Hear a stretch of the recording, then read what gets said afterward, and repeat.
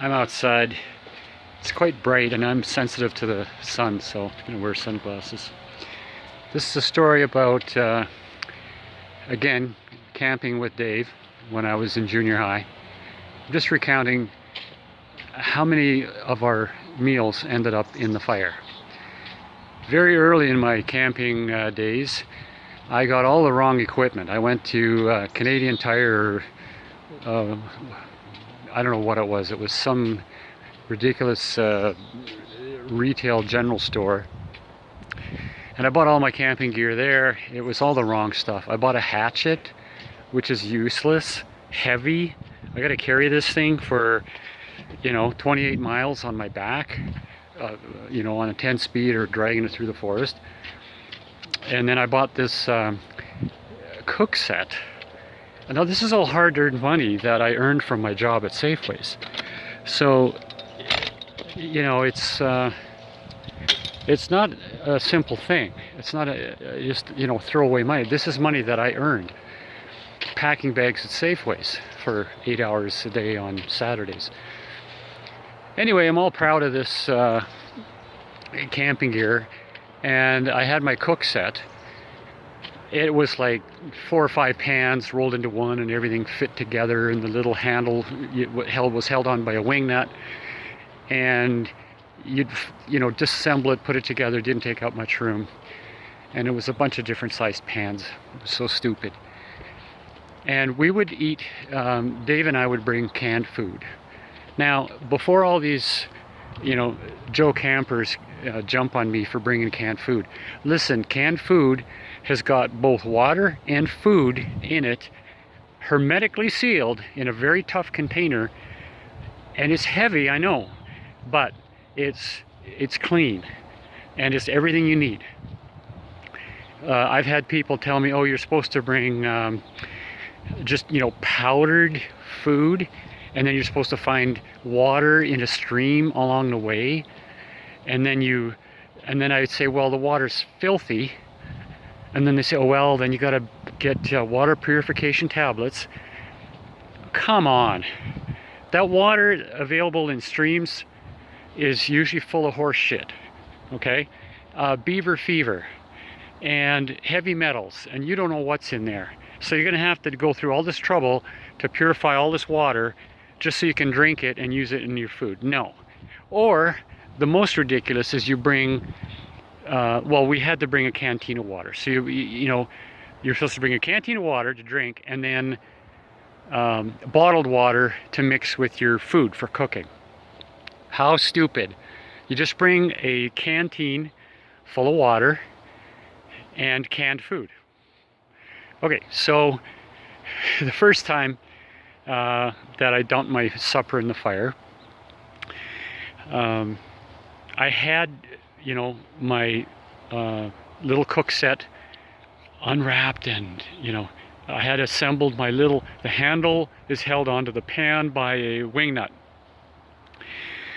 And I opened my can of food and I put it into the pan and I held it over the fire.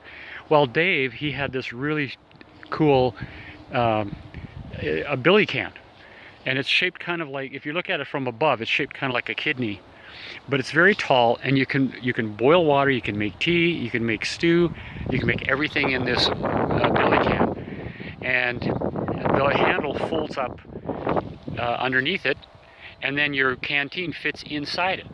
Like, this is 1960s military surplus. So it was quite smart. And what I had was like retail Joe camper from Canadian Tire. So anyway, he's cooking his food over the fire, and then I have my pan, and the pan is all laid out. It's a flat surface, right? Whereas the billy can is more upright. So I opened a can of beans or whatever it was, put it in the pan, and I proceed to hold it over the fire. Well, everything's fine, and my food is starting to cook, and I'm hungry because I've just pedaled a bike for I don't know how many hours. And then for some reason, I wanted to cook the part of the food closer to me, so I had to push the pan further into above the flames, to the point where the wing nut that held the handle to the pan was exposed to flame. Now, I didn't know this, but the wing nut is made out of some kind of metal, some kind of pot metal that melts at any temperature slightly above body temperature. When you're, using your thumb and your finger to tighten it up, it feels like it's made out of metal. But once you expose it to flame, it just goes bloop into liquid metal, which separated the handle from the pan, and my whole supper flipped. And you know how toast always lands butter side down? Well, the pan flipped food side down into the fire. Dave burst out laughing, and then I didn't know what to do. I just burst out laughing also. So then I learned from Dave Paley. Dave was a good friend of mine in junior high. His dad was in the military. Dave knew all the best equipment to go camping, and Dave's dad drove us out to the country once in a while, or we rode our bikes, our 10 speeds. That was the first occasion that I can remember. Second occasion, Dave and I again were out camping, and we've got our 22s. 22 caliber rifles, yes, guns. How old were we? How old are you in grade 7? 12? Yeah, we're walking around with loaded guns at 12 years old. Anyway, we were all safe.